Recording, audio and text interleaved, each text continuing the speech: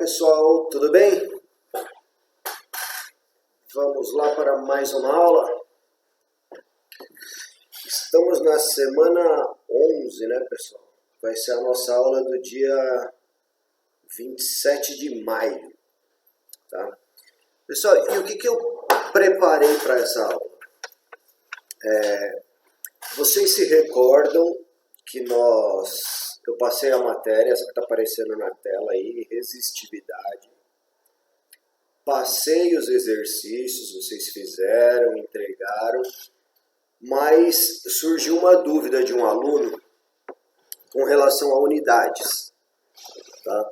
E eu revisando os exercícios que foram dados, eu acho que vale a pena eu revisar isso, porque aqui no conteúdo, ó, vou passar aqui, essa unidade de área, ela deve ser em milímetros quadrados, tá?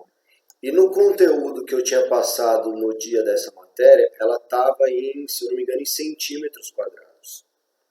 E aí eu fui pesquisar mais, olhei outros livros, olhei conteúdo na internet, e o correto é milímetros quadrados, igual está aqui.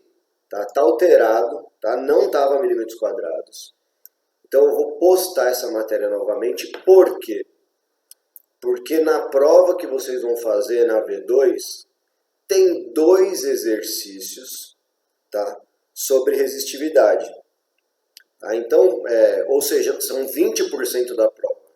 É extremamente importante que vocês não fiquem com dúvidas sobre isso, devido ao peso que esses 2 exercícios têm na prova. Que são, das 10 questões, 2 são sobre esses cálculos, 20% eu acho uma quantidade relevante para dar margem para ter erro. Ou seja, vamos refazer isso de uma maneira mais clara.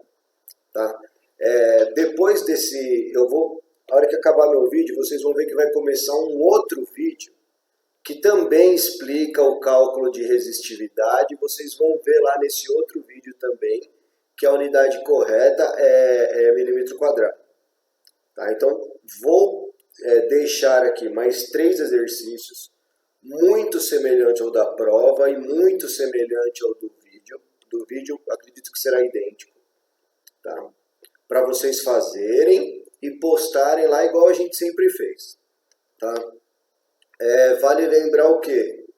Igual eu já falei na aula anterior, para vocês não terem 2 trabalhos, postem esses exercícios e eu vou colocar uma questão básica sobre a matéria lá no fórum, tá? E não esqueçam de postar, pessoal, por favor, porque é daí que vai vir a nota. Tá? A prova vai valer 6 pontos e os outros 4 pontos vai ser com base nas atividades e na presença de fórum. Tá bom, pessoal?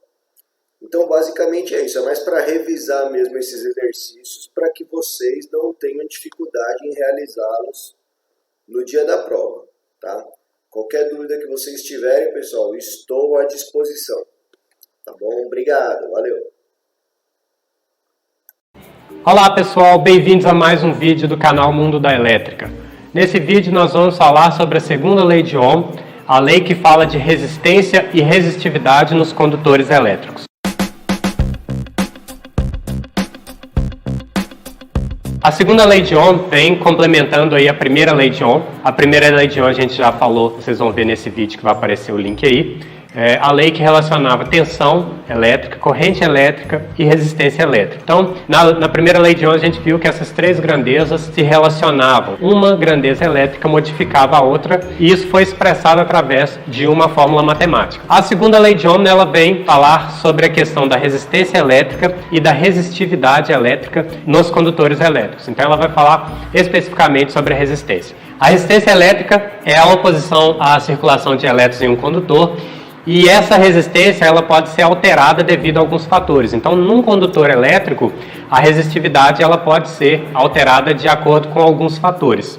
O primeiro fator é o tipo de material do condutor elétrico. O segundo fator é o comprimento do condutor elétrico. E o terceiro fator é a seção transversal do condutor elétrico, quer dizer, a bitola ou a grossura do cabo. Então, esses 3 fatores eles vão influenciar aí na resistência final do condutor, aquela resistência medida em ohm. Então, o tipo de material é expressado através do que a gente chama de resistividade elétrica. A resistividade é uma propriedade do próprio material do qual é feito o condutor. A gente sabe que a transmissão de energia elétrica num condutor é feita lá na camada dos elétrons. Alguns materiais vão ter dificuldade e alguns materiais vão ter facilidade de conduzir eletricidade. E isso vai ser expresso numa grandeza que eles classificaram como a resistividade. O que faz um material ser melhor condutor elétrico que outro é traduzido no que a gente chama resistividade. Então a resistividade é o que vai classificar numericamente qual material que é melhor que outro com relação à transmissão de eletricidade. E isso é intrínseco, né? Cada material, cada tipo de condutor, o cobre vai ter uma resistividade elétrica, o alumínio vai ter uma resistividade elétrica diferente do cobre, o ouro vai ter uma diferente do cobre e do alumínio, a prata vai ter diferente do cobre, do alumínio e do ouro. Então cada material ele vai ter essa resistividade elétrica aí. Isso classifica a qualidade do material em ser bom condutor ou não ser bom condutor elétrico. E aqui fala, cada material possui um resultado específico que garante a materiais diferentes, qualidade diferente na transmissão de eletricidade. Então tem uma tabelinha aqui falando sobre alguns materiais e a resistividade, que está falando a 20 graus centígrados, que a temperatura também é um modificador da resistividade. Então em temperatura ambiente de 20 graus, a gente tem aí alguns fatores, mostrando aí a prata, o cobre, o ouro, o alumínio, o tungstênio e o ferro. Okay? Então a gente vê aí, por exemplo, que a prata é muito melhor condutor elétrico do que o ferro, que tem um número maior. Quanto mais próximo de 1, pior é a condução de eletricidade. Quanto mais próximo de 0, melhor é a condução de eletricidade aí nesses condutores. O outro fator que é o comprimento, Quanto maior o comprimento do material, maior vai ser a influência na resistência, Condutores maiores apresentam resistências maiores devido ao trajeto que o elétron irá percorrer no condutor. Eu sempre gosto de fazer a comparação. Se eu tenho que correr 100 metros, eu vou me cansar uma quantidade. Se eu tenho que correr 1 quilômetro, que são 1000 metros, eu vou me cansar muito mais do que os 100 primeiros metros. Para o elétron, a gente poderia fazer uma analogia até parecida, O elétron ele vai sofrendo fadiga no decorrer do percurso do condutor elétrico. Então, quanto maior o comprimento de um condutor elétrico, maior vai ser a resistência que esse elétron vai enfrentar para chegar lá no final. E a gente tem a seção. O que é a seção? A seção pode ser comparada a um funil. Quanto mais fino o cabo for, mais difícil será para uma quantidade grande de elétrons transitar. À medida que aumentamos a seção, estamos dando mais espaço para o trânsito dos elétrons, Então, a seção ela é a seção transversal, é o que a gente chama de bitola ou grossura do condutor. Um condutor mais fino, ele vai apresentar uma resistência maior. E um condutor mais grosso vai apresentar uma resistência menor. Eu estou dando mais espaço para que os elétrons transitem no condutor. Então, a seção ela influencia dessa maneira. E tudo isso, essas grandezas relacionadas, seção, comprimento e resistividade, elas podem ser transcritas em uma fórmula matemática de maneira a gente encontrar uma resistência elétrica para um pedaço de condutor qualquer. Estes fatores podem ser relacionados em uma fórmula matemática. Essa fórmula matemática ela é dada por esta fórmula aqui, Resistência é igual ao ρ, essa letra ρ aqui, pessoal, é o que representa a resistividade do material. Então, a resistividade vezes o comprimento sobre a seção me dá uma resistência dada em ohms. Então, eu tenho aqui resistência dada em ohms, resistividade do material, que ela é dada em ohm por metro, ok? O comprimento dado em metro e a seção dado em milímetros quadrados. Com isso, eu consigo encontrar uma resistência para um material. Então, essa é a fórmula principal da segunda lei de Ohm. Se nós formos fazer as nossas inversões aí para essa fórmula, nós temos aí a primeira onde eu encontro a resistência, que eu tenho resistividade vezes comprimento sobre a seção.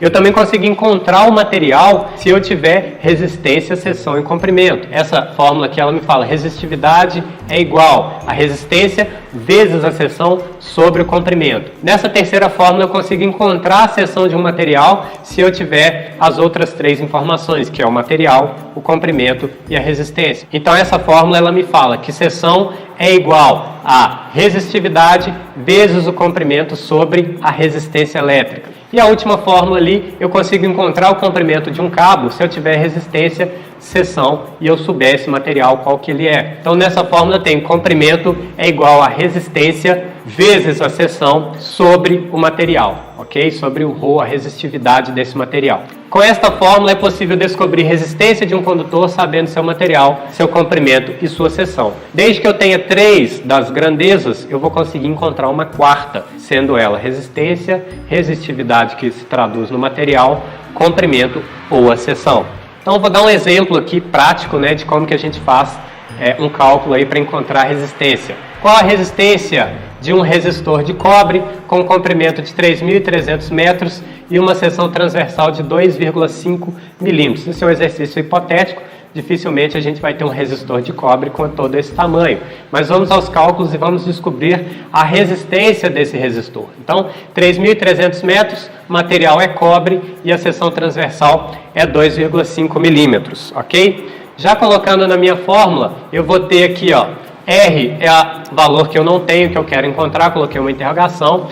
O material, ele é o cobre. A resistividade do cobre é 0,017 ohms vezes metro, que é a resistividade específica do cobre. O comprimento desse condutor é de 3.300 metros e a seção é de 2,5 milímetros. Coloquei isso lá na fórmula, eu vou ter que resistência é igual resistividade vezes comprimento sobre seção. Então, tenho 0,017 vezes 3.300 metros sobre 2,5 milímetros. Resolvendo a parte de cima e a parte de baixo, eu vou ter que R é igual a 56,1 dividido por 2,5. E aí eu encontro a resistência de 22,44 ohms. Então eu tenho aqui, ó, 22,44 ohms para os dados que me foram fornecidos para este exercício.